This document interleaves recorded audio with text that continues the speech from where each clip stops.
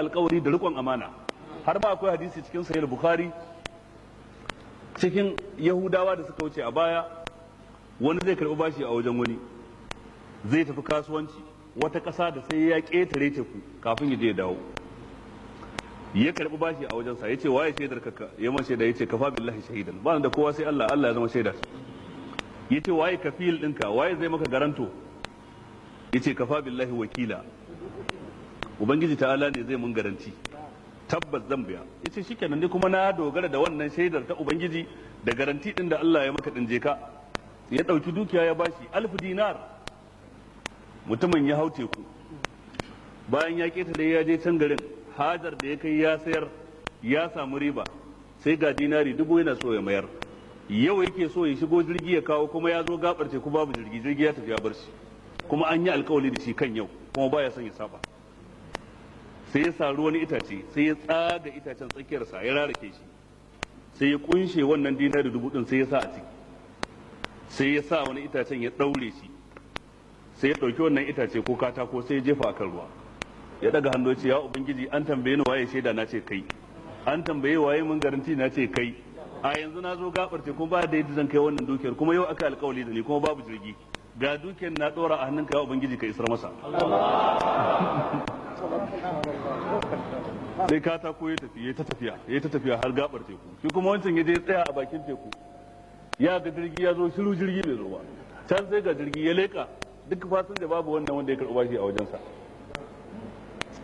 Ya gaji da zama, zai tafi sai ga wani katako ruwa ya turo shi gefen teku, ce bari ma da zaman banza ko da aikin banza gara aikin kishiya, in ji mata ko.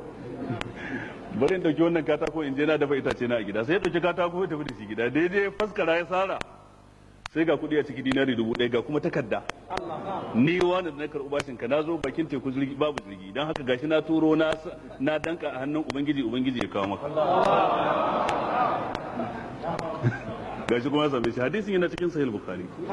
Duk da haka wai yana gadin cewa katakon nan ko ya je ko bai je ba, ko ya je gabar teku mai shi bai zo ya dauka ba, sai ya sake mallakar wata dinari 1000, sai ya sake hayo jirgi wata ran.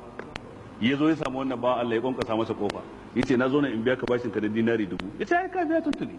Sai karka yi mu wasa mana, na ce maka ban samu jirgi ba, ka ce wai na biya. Sai ai ka turo kuma sun zo. Yace ai ban aiko kowa ba. Sai ya dauko wannan katakon ya nuna masa da takardar, yace gashi. Ni ya kamata ya kasance mun ɗauke shi a matsayin babin da zai koya mana siyasa a matsayin mu na masu goyon baya. Amma inda muke kuskure a siyasar mu shine galibi wanda suke shugabanni suna kallon sex din da suka goyi bayan su aka yakin neman zaɓe tare.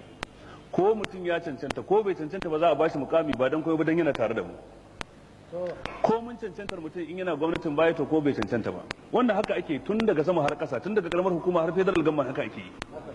A yau idan za a yi canjin shugaban kasa, sai ya canja dukkan ministoci, dukkan famsec sai ya canja su, ko da a cikin su akwai wanda ya kai imanin Umar, sai an canja shi, saboda wannan ya tafi ne gwamnatin baya ce tilka ummatun qad khalat, shi babu ruwan shi da ita, ba haka bane ba. To shi ko abin da ya kamata a kalla wa ya cancanta. Ai akwai wanda ya goyi bayan ka, ya yi ta mutunka, amma bai cancanta ba, sai ka ba shi hakuri, ko a ba shi kyauta, ko a yi masa wani abin daban, amma ba za a dora shi kan amanar jama'a ba. Ba za a ɗora cikin dukiyar jama'a ba, sai in yana da iya rikon amana. Akwai wanda bai goyi bayan ka ba, amma zai iya rike wannan amanar, shikenan sai a kawo shi. Kai ma da ka goyi baya, ka zo ka goyi baya, amma ai ba ka goyi baya bane ba dan a baka kujerar maka ko umara ko da a baka filoti ko da a baka abin nan, ka goyi baya dan a samu canji a jiha gaba daya.